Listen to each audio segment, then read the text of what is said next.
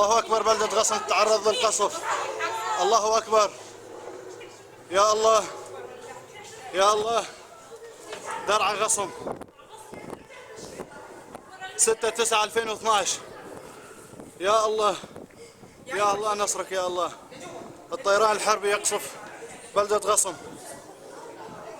الله أكبر عليك يا بشار، الله أكبر عليك يا بشار.